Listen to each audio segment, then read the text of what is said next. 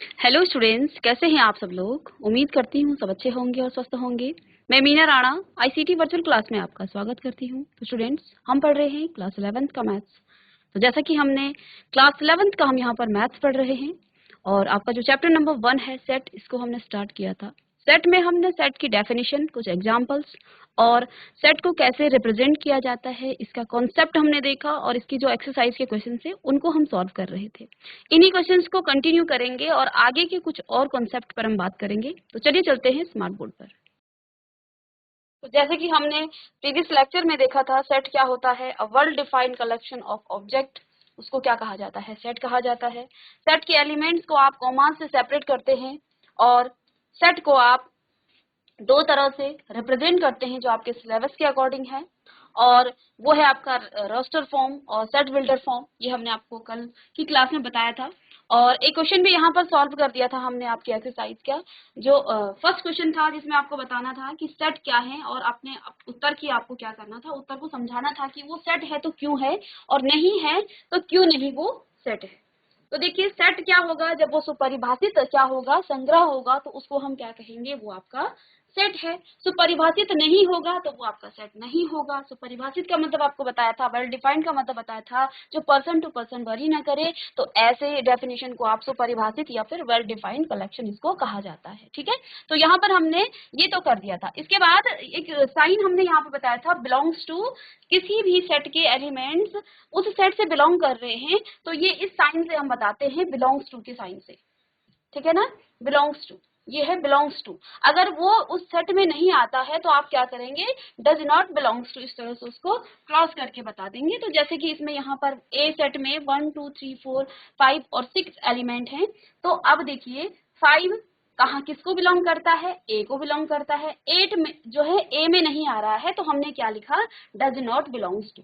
ठीक है ना, तो इस तरह से इसको करते हैं, ये भी हमने आपको बता दिया था। अब यहाँ पर हमने आपको एक क्वेश्चन नंबर 3 हम समझा रहे थे, जिसमें हमने इसका ए पार्ट और बी पार्ट हम कर चुके थे। तो यहाँ पर देखिए क्या है, write the following sets in roster form. आपने इसको रोस्टर फॉर्म या टेबुलर फॉर्म में इसको बदलना है, टेबुलर फॉर्म में इसको लिखना है।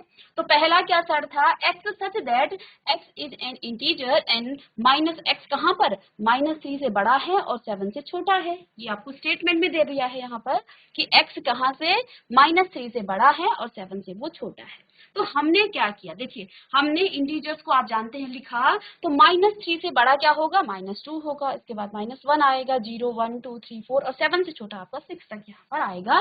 तो ये इसका रोस्टर फॉर्म या टेबुलर फॉर्म हो गया है। ऐसे ही इसका जो सेकंड पार्ट था वो क्या है, बी कोई सेट है और किस तरह से उस सेट के एलिमेंट हैं, x is such that x is a natural number less than 6। X क्या है, नेचुरल नंबर है, तो नेचुरल नंबर आपको पता है 1 से स्टार्ट होता है और कहाँ से, लेस देन 6, 6 से वो छोटा होना चाहिए। तो ये इसकी 1 2 3 4 5 ये इसकी रोस्टर फॉर्म हो गई है। तो उसको कॉपी कर लेंगे आप और इसके बाद हम नेक्स्ट क्वेश्चन पर डिस्कस करेंगे। अब यहाँ पर देखिए इसी का थर्ड पार्ट है, मैं इसको रफ कर दूं, ये हम कर चुके हैं। इसके थर्ड पार्ट में क्या कहा गया है, c is equal to, c एक सेट है आपके पास, x such that x is a 2 digit natural number. x क्या है, एक 2 डिजिट नेचुरल नंबर है, such that the sum of its digit is 8। क्या कहा कि इन दोनों, जो x क्या है, दो नंबर का एक नेचुरल नंबर, 2 डिजिट का एक नेचुरल नंबर है और उन दोनों डिजिट का जो सम है वो कितना है, 8 है। तो अब ये आपको दिमाग लगाना है कि वो कौन कौन से नंबर हो सकते हैं जिनको सम करने से आपका क्या आ जाएगा, 8 आएगा। तो सबसे पहले देखिए आपके पास 8 किन किन दो नंबर को ऐड करने से आ जाता है, 1 और 7 को जब आप ऐड करेंगे तो आपको 8 मिल जाएगा। ठीक है, ये 1 के साथ हो गया। ऐसे ही अगर 1 के साथ हुआ है तो 2 और 6 के साथ, ठीक है, 2 और 6 के क्या होता है, 8 हो जाता है। ऐसे ही 3 और 5, 3 प्लस 5 क्या हो जाता है, 8 हो जाता है। ऐसे ही 4 प्लस 4 क्या आ जाएगा आपका, 8 आ जाएगा। 5 और 3 को जब आप ऐड करेंगे, देखिए इसको रिवर्स कर लीजिए, 5 और 3 का ऐड करेंगे तो आपको 8 मिलेगा।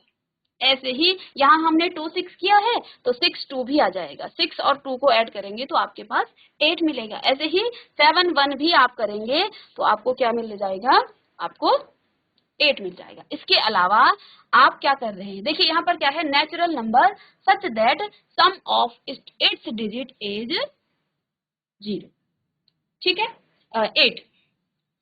अब यहाँ पर यदि नेचुरल नंबर ना लिखा होता तो आप 8 और 0 भी इसको कर देते, लेकिन यहाँ पर नेचुरल नंबर की बात की गई है। तो कौन कौन सा वो सेट है, देखिए सी सेट आपके पास क्या आ जाएगा, सेट सी आपके पास क्या आ जाएगा, 17 यानी 17, 26, 35, 44, 53, 62 और 71, ठीक है। तो ये आपका क्या हो जाएगा, ये सेट हो जाएगा। इसके बाद देखिए डी एक सेट है, x such that x is a prime number which is divisor of 60। X क्या है, एक प्राइम नंबर है और वो क्या कर रहा है, किसको किसको डिवाइड कर रहा है, वो डिवाइड कर रहा है किसको, 60 को।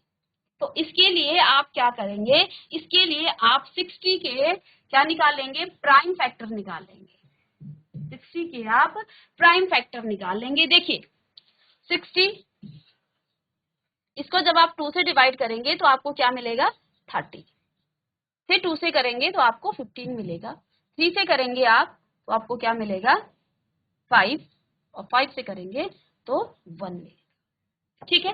तो इसके जो प्राइम फैक्टर हैं क्या क्या हो जाएंगे, 2, 3 और 5, क्योंकि यहाँ पर क्या कहा गया है, x क्या है, एक प्राइम नंबर है, x आपका एक प्राइम नंबर है जो कि 60 को डिवाइड करता है।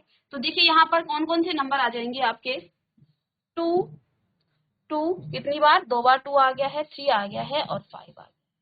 एक बात यहाँ पर हम नोट करके लिखेंगे कि आप रोस्टर फॉर्म में जब भी, यानी कि टेबुलर फॉर्म में जब भी आप लिखते हैं तो कभी भी आपका, देखिए यहाँ पर कभी भी आप नंबर को रिपीट नहीं करेंगे, या कोई अल्फाबेट, कोई किसी भी एलिमेंट की बात करेंगे यहाँ पर, ठीक है, किसी भी एलिमेंट को आप रिपीट नहीं करेंगे, ठीक है। तो यहाँ पर आप लिख लीजिए कि रोस्टर फॉर्म में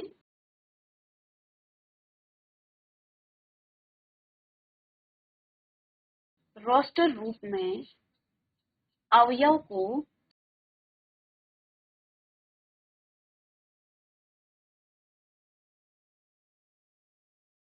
दोबारा नहीं लिखा जाता है, दोबारा नहीं लिखा जाता। इसको आप नोट करके लिख लीजिए कि जब भी आप किसी भी सेट को क्या कर रहे हैं, रोस्टर फॉर्म में लिख रहे हैं, तो किसी भी एलिमेंट को आप क्या नहीं करेंगे, रिपीट नहीं करेंगे। यानी कि ये जो सेट है ना आपके पास, जो डी सेट है, वो डी सेट आपका किस तरह से हो जाएगा, यहाँ पर आपका 2 बार आ गया है। देखो मैं ये तो सीधे सिंपल सा लिख रही थी, ये सेट में नहीं है। अब जब आप इसको सेट में लिखेंगे तो यहाँ पर 2 2 बार आया है, तो 2 को आप 1 टाइम यहाँ पर लिखेंगे, तो सेट आपके पास ये हो जाएगा 2, 3 और 5। तो रोस्टर फॉर्म में कभी भी आप एलिमेंट्स को रिपीट नहीं करेंगे, इस चीज का बहुत ध्यान देना है कि रोस्टर फॉर्म में एलिमेंट्स को रिपीट नहीं किया जाता है। देखिए यहाँ पर आपका थोड़ा सा क्वेश्चन आधा आया है, ई यहाँ पर आपके पास कोई सेट इस तरह से है, ई आपके पास कोई इस तरह से सेट है, ई क्या है, E is equal to trigonometric. तो यहाँ पर ई आपका ट्रिग्नोमेट्रिक इस तरह से लिखा है, और इसको आपने क्या करना है, इस वर्ड को रोस्टर फॉर्म में लिखना है। अभी अभी मैंने आपको क्या समझाया कि रोस्टर फॉर्म में कभी भी आप क्या नहीं करते हैं, एलिमेंट्स को रिपीट नहीं करते हैं। तो बच्चों यहाँ पर देखिए ये y है, तो जो ये आपका ई सेट होगा, इसको जब आप रोस्टर फॉर्म में, यहीं पे लिखते दे रही हूँ, यहाँ पर आप इसको जब रोस्टर फॉर्म में लिखेंगे तो देखिए सबसे पहले आपके पास ट्री आया, और रोस्टर फॉर्म में हम क्या करते हैं, एलिमेंट्स को लिखते हैं और उनको सेपरेट करते हैं कॉमास से। तो टी, आर, आई, उसके बाद है जी, ओ, कॉमास से इसको सेपरेट करते रहेंगे, ओ, एम, कॉमा, ई। अब देखिए ई, फिर देखिए टी दोबारा आए यहाँ पर, तो हमने क्या करना है, एलिमेंट्स को रिपीट नहीं करना है, तो टी को आप छोड़ देंगे। फिर आपके पास आर भी दोबारा से आ गया है, तो इसको भी आप नहीं लिखेंगे और सीधे आप लिखेंगे इसके बाद वाई। तो कभी भी आपको इस प्रकार से जो वर्ड दिया जाता है जिसको आपने रोस्टर फॉर्म में लिखना है, तो आप क्या करेंगे, जो भी अल्फाबेट्स आपके क्या हुए हैं, रिपीट हुए हैं, उन रिपीट अल्फाबेट्स को आप नहीं लिखेंगे। तो इसका जो रोस्टर फॉर्म हो गया है TRIGONOMETR1,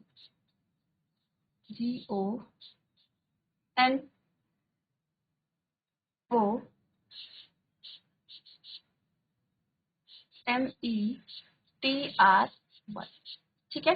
तो अब हम सेट बनाएंगे यहाँ पर, ठीक है। तो TRI, उसके बाद देखिए यहाँ पर मिटा देते हैं इसको, ओ के बाद आपका एन भी यहाँ पर आया है, तो इसको मैं थोड़ा सा शिफ्ट कर लेती हूँ। तो देखिए अब यहाँ पर वर्ड देखिए TRI हमने लिख लिया है। इसके बाद कॉमा करके आप जी लिखेंगे, इसके बाद आपका ओ आ जाएगा, ओ के बाद एन आ जाएगा, ठीक है। और एन के बाद फिर से आपका रिपीट हो रहा है ओ। तो हमने रोस्टर फॉर्म में कभी भी एलिमेंट्स को रिपीट नहीं करना है, तो यहाँ पर आप ओ को दोबारा नहीं लिखेंगे आप। अब फिर आपका आ जाएगा एम, ठीक है, और ई, और ई के बाद फिर टी है और आर है, दोनों ही रिपीट हो रहे हैं, तो इनको आप इग्नोर कर देंगे, इनको नहीं लिखेंगे और लास्ट में आप लिखेंगे वाई, ठीक है। तो इस तरह से आप इसको रोस्टर फॉर्म में लिख सकते हैं। इसको भी कॉपी कर लीजिए। अब यहाँ पर जैसे ये वाला सेट था, इसमें भी आपका ट्रिग्नोमेट्रिक छूट गया था, तो इसमें भी आपका छूट गया है। तो एफ यहाँ पर कोई वर्ड है, देखिए क्या है, बेटर, BETTER,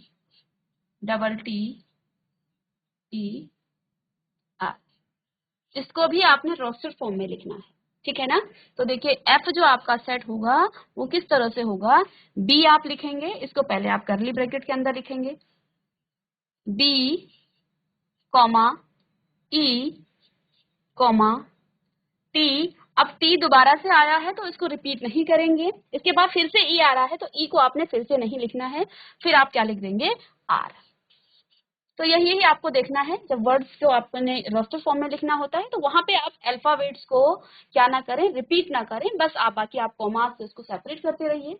तो ये हमने क्वेश्चन नंबर 3 कर दिया है, ठीक है। अब है नेक्स्ट क्वेश्चन नंबर 4। अभी तक हमने किसमें किया, इसको रोस्टर फॉर्म में कन्वर्ट किया था। जो आपको दिया था वो आपको सेट बिल्डर फॉर्म में दिया था और इसको आपने रोस्टर फॉर्म में बदला है। अब यहाँ पर देखिए, right the following sets in the set builder form, इसको आपने सेट बिल्डर फॉर्म में लिखना है, ठीक है। लेट सपोज आपके पास ये जो आपका पास सेट है, अब यहाँ पर आप देखिए क्या आपको दिया है, आपको यहाँ पर दिया है 3, 6, 9 और 12, 3, 6, 9 और 12, ये आपके पास किसी सेट के एलिमेंट, इसको आपने रोस्टर फॉर्म में, तो रोस्टर फॉर्म में लिखने के लिए बच्चों आप क्या करते हैं, आप करली ब्रैकेट्स के अंदर एक्स सच दैट ऐसा तो लिख देंगे, लेकिन एक्स है क्या ये हमें यहाँ पर देखना पड़ेगा, ठीक है। यदि मैं क्या लिखूं, x is equal to 3n, देखो यदि मैं यहाँ पर x बराबर 3n लिखूं, ठीक है, तो जब मैं x को n को क्या रखूंगी, n को मैं 1 रखूंगी, तो मुझे क्या मिलेगा, x इज इक्वल टू 3 मिल जाएगा, ठीक है। यदि मैं n को क्या रखूं, 2 रखूं, तो x बराबर क्या आ जाएगा यहाँ पर रखने से, तो x बराबर 3 2 6 मुझे यहाँ पर मिल जाएगा। ऐसे ही यदि n बराबर आप 3 रखें तो यहाँ पर क्या मिल जाएगा, x बराबर, यहाँ पर आप 3 रखेंगे 3n यानी कि 9 आपको मिल जाएगा। और यदि n बराबर आप क्या रखें, 4 रखें, तो x बराबर आपको क्या मिल जाएगा, 4 3 12, ठीक है। यदि आप n की वैल्यू को फिर से n इज इक्वल टू 4 के बाद 5 रखें, तो x आपको क्या मिलेगा, 15 मिलेगा, क्यों, 3 5 15। और देखो इस सेट में आपका 15 नहीं आ रहा, तो मैं x बराबर n तो रखूंगी, इसके साथ ही मुझे एक कंडीशन भी रखनी पड़ेगी। किस तरह की कंडीशन, क्योंकि अगर मैं n रखती हूँ तो n कहाँ से कहाँ तक है इसकी भी मुझे कंडीशन यहाँ पर बतानी पड़ेगी, तभी ये सेटिस्फाई होगा, ठीक है ना। तो देखिए x इज इक्वल टू, मैं यहाँ पर क्या कर सकती हूँ, x is equal to 3n। अब n कहाँ से आया, n आपका n belongs to natural number, n natural number को बिलोंग करता है, ठीक है, और नेचुरल नंबर को बिलोंग करता है, लेकिन n की जो कंडीशन है, स्मॉल n की कंडीशन, वो कहाँ से, वो एक तो 1 से बड़ा है या 1 के बराबर है, ठीक है, और किससे, वो 4 से छोटा है या 4 के बराबर है। इस कंडीशन को आप इस प्रकार से लिख सकते हैं। अब मैंने यहाँ पर कंप्लीटली इसको सेट बिल्डर फॉर्म में लिख लिया है। तो देखिए हमने यहाँ पर क्या कहा, x सच दैट, x इस प्रकार से, किस प्रकार से है, x is equal to 3n, x बराबर 3n है, और n किसको बिलोंग कर रहा है, n नेचुरल नंबर को बिलोंग करता है। n कहाँ से कहाँ तक है, n 1 से लेके 4 तक है, जो कि हमने यहाँ पर डिस्कस कर लिया है नीचे इसमें, ठीक है, क्योंकि जब आप n का मान 5 रखते हैं तो यहाँ पर 15 आ जा रहा है, और 15 आपके सेट में है ही नहीं, यहाँ पर आपके पास 12 है, तो कंडीशन मुझे कहाँ तक रखनी है कि xn जो है वो कहाँ तक है, 4 तक है, ठीक है। यदि आपको यहाँ पर 4 को इंक्लूड करना है तो आप इस तरह का साइन बनाएंगे। यदि यहाँ पर क्या लिख सकते हैं आप, लेस देन, आप यहाँ पर क्या लिखते हैं, 5 भी लिख सकते थे। अगर मैं यहाँ पर इसी बात को क्या लिखूं, n1, n जो है 1 से बड़ा है, ठीक है, या 1 के इक्वल है, और लेस देन 5 है, ऐसा भी मैं लिख सकती थी, ठीक है ना। तो 5 से छोटा है वो n, तो 5 से छोटा आपका 4 होगा, वो नेचुरल नंबर है, क्योंकि n नेचुरल नंबर को बिलोंग करता है। तो नेचुरल नंबर, क्योंकि स्मॉल n जो है नेचुरल नंबर है, तो मैंने क्या किया, पहले n को 1 रखा, और जब मैंने n को 1 रखा तो इसमें रखने से आपका x क्या मिल गया है, x आपको मिल गया है 3, जो कि इसका पहला एलिमेंट्स है। जब n क्योंकि दूसरा नेचुरल नंबर है तो x आपको क्या मिला, यहाँ पर रखेंगे आप 3n, यानी कि 3 2 6, और दूसरा एलिमेंट्स आपको मिल रहा है, तो ये कंडीशन आपकी सेटिस्फाई हो रही है, तो ये इसका सेट बिल्डर फॉर्म हो गया है, ठीक है। तो ये चलिए, अब नेक्स्ट है यहाँ पर सेकंड, इस सेट को आप कोई सा भी नाम दे सकते हैं या फिर ऐसे ही आप इसको लिख सकते हैं। अब सेकंड यहाँ पर क्या है, 2 4 8 16 और 32, ठीक है। तो आपको थोड़ा सा यहाँ पर जब सेट बिल्डर फॉर्म में लिखते हैं तो थोड़ा सा आपको इस फॉर्म में, देखिए जब आप प्रैक्टिस करेंगे तो बहुत अच्छे से आपको आ जाएगा, लेकिन थोड़ा सा आपको दिमाग लगाना पड़ेगा। कुछ क्वेश्चन की प्रैक्टिस करने के बाद आपको क्वेश्चन का पैटर्न समझ में आ जाएगा, हमें करना क्या है, ठीक है। तो देखिए 2 4 8 16, एक तरफ से ये आपका क्या है, रीजनिंग जैसा का क्वेश्चन है, तो 32, तो आप इसको सेट बिल्डर फॉर्म में, हमें क्या करना है, इस तरह से ही लिखना है कि x करली ब्रैकेट के अंदर आप लिखेंगे x सच दैट, अब x क्या है वो आपको सोचना है, तो 2 हो गया, 4 हो गया, 8 हो गया, 16 हो गया, 32 हो गया, तो ये आपका इवन नंबर तो नहीं है, क्योंकि 8 के बाद यहाँ पर 2 के बाद 6 भी आता है, 8 के बाद 10 12 ये भी आपके इवन नंबर में आते हैं, 16 ये भी नहीं आता है। देखिए अब 2 की टेबल पढ़ेंगे आप, तो 2 2 जे 4, 4 2 जे 8, 8 2 जे 16, और 16 2 जे आपका क्या आ रहा है, 32 आ रहा है। यानी कि आप यहाँ पर क्या लिख सकते हैं, जो आपका x है, जो आपका x है, x वो क्या है, n स्क्वायर। मैं यहाँ पर 2 का क्या करूं, 2 का क्या करूं, स्क्वायर करूं, तो मुझे क्या मिलेगा, मुझे यहाँ पर n का स्क्वायर करें या 2 का स्क्वायर करेंगे, n का स्क्वायर में तो फिर ये आ जाएगा आपका 2 का square, 2 raise to the power n। अब n की आपको कंडीशन रखनी पड़ेगी, x क्या है, 2 raise to the power n। अब n कहाँ से बिलोंग करता है, जैसे कि हमने ऊपर वाले क्वेश्चन में किया था, n किसको बिलोंग कर रहा है, n belongs to natural number, n natural number को बिलोंग करता है, ठीक है। और n की कंडीशन आपको यहाँ पर रखनी पड़ेगी, जो स्मॉल n है इसकी कंडीशन रखनी पड़ेगी। देखिए क्योंकि वो नेचुरल नंबर को बिलोंग कर रहा है ना n, मैंने क्या लिखा, x is equal to 2 raise to the power n, और n belongs to natural number. अब ये नेचुरल नंबर में कौन कौन से आ जाएंगे, 1 2 3 4 5 6, और ये नंबर आपकी इस तरह से, लेकिन यहाँ पर तो लिमिटेड आपके एलिमेंट्स हैं, तो मुझे इसको लिमिटेड बनाना है, नहीं तो यहाँ पर डॉट लग जाते इसमें। तो ये आपको सेट दे रखा है, मुझे इसकी कंडीशन भी लिखनी है कि कहाँ तक ये n है। तो देखते हैं यहाँ से 2 raise to the power, n की वैल्यू को आप क्या रखिए, 1 रखिए, क्योंकि n क्या है, नेचुरल नंबर है, तो x इज इक्वल टू क्या आ जाएगा, 2 raise to the power 1, that means 2, x is equal to 2 raise to the power 2, natural number में सेकंड आपका 2 आएगा, तो 2 raise to the power 2 4। x is equal to, जब आप क्या रखेंगे 3 रखेंगे, n यहाँ पर देख सकते हैं n बराबर 1, n बराबर 2, n is equal to 3 and n is equal to 4, इस तरह से आप लिखेंगे। तो x का मान आपको ये मिलने वाला है। ऐसे ही x इज इक्वल टू आप क्या रखेंगे 3 रखेंगे, तो इसकी पावर 3 क्या हो जाएगा, 2 रेज टू दी पावर क्या आ जाता है 2 multiply by 2 multiply by 2, that means 8 आपके पास में। देखिए आपके एलिमेंट्स इसी प्रकार से आपको मिल रहे हैं 2 4 8। ऐसे ही आप x इज इक्वल टू क्या रखेंगे 2 रेज टू दी पावर 4। तो देखिए इसका मतलब क्या हो जाता है 2 मल्टीप्लाई बाय 2, 4 टाइम आप इसको मल्टीप्लाई कर देते हैं तो ये आपका आ जाता है 16। ठीक है, अब आगे देखिए n इज इक्वल टू आप 5 रखें, तो x आपको क्या मिलेगा 2 रेज टू द पावर 5, यानी कि 16 टू 32 यहाँ पर आ जाता है। और देखिए यदि यहाँ से आप 6 रखेंगे तो आपका x क्या आ जाएगा, आपका x यहाँ पर 2 रेज टू द पावर 6 का मतलब 32 टू 64, और ये आपके सेट में नहीं है। यानी कि आपको n तक क्या करना है, इसकी बॉन्डिंग बनानी है, यहीं तक इसको समेटना है कि n आपका यहीं तक है। क्योंकि यदि आप n की वैल्यू को 6 रखेंगे तो आपका जो एलिमेंट है वो इस सेट से बाहर चला जाएगा। तो इस चीज का हमें ध्यान देना है कि n आपने नेचुरल नंबर से तो लिया है, लेकिन आप n रख के देखिए कि कहां से कहां तक इस n की वैल्यू है, इसका मान कहां से कहां तक है। तो यहाँ पर आप क्या लिख सकते हैं, जो n है वो एक तो 1 से बड़ा है या 1 के बराबर भी है, क्योंकि 1 भी हम रख रहे हैं। इसका मतलब है यहाँ पर आप 1 को भी इंक्लूड करते हैं, ग्रेटर देन और इक्वल टू। दोनों साइन जब होते हैं तो आप यहाँ पर n को 1 को भी इंक्लूड करते हैं, कहाँ से n में।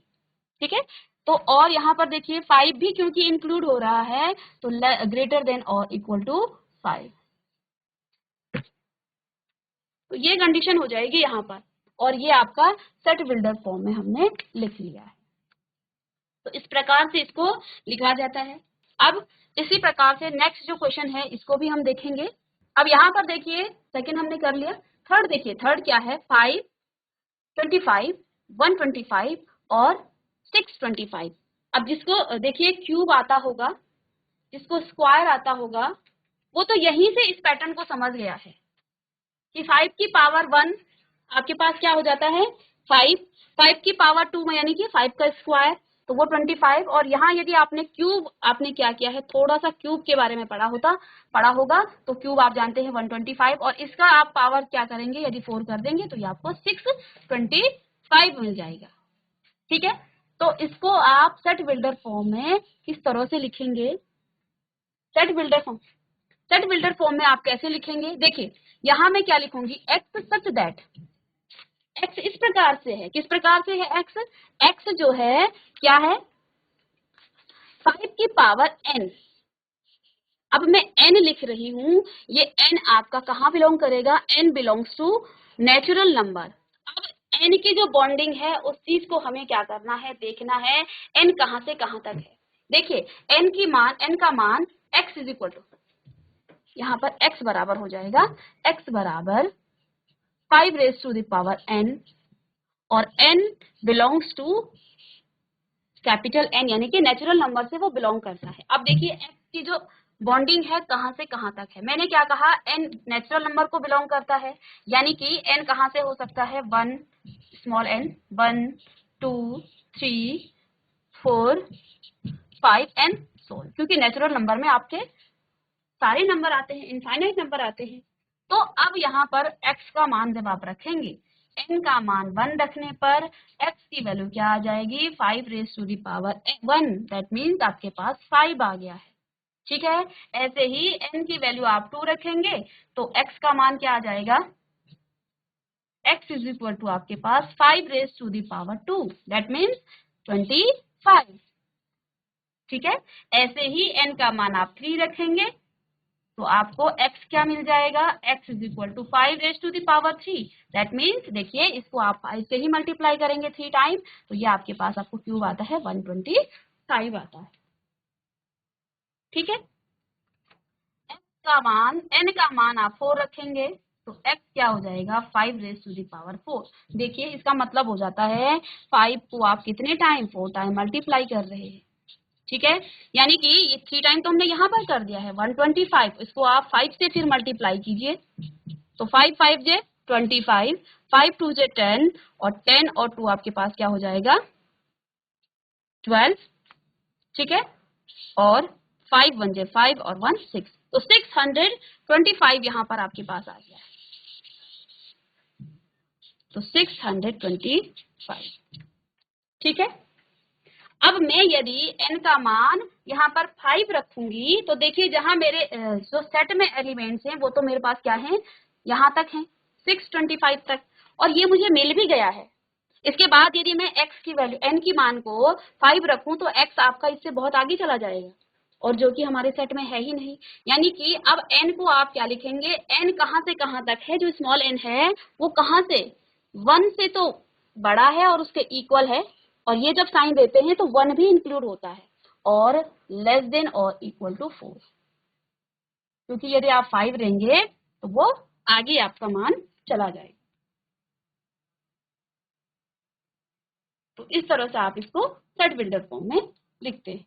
चलिए अब नेक्स्ट है, ठीक है, अब इसका नेक्स्ट है 2 4 6, और देखिए ये, और इसको आपने किसमें लिखना है, इसको भी आपने रोस्टर फॉर्म में लिखना है। तो बच्चों यहाँ पर देखिए 2 4 6 एंड सो ऑन, तो आप इसको सीधे सीधे क्या लिख सकते हैं रोस्टर फॉर्म में, इसको आप लिख सकते हैं x सच दैट, x इस प्रकार से है, किस प्रकार से है, x is even prime number, even sum even number, even natural number आप इसको लिख सकते हैं, इवन नेचुरल नंबर, x क्या है आपके पास, वो इवन नेचुरल नंबर, ठीक है, और इसको आप बंद कर दीजिए, तो ये आपकी क्या है, सम प्राकृत संख्या है, ठीक है।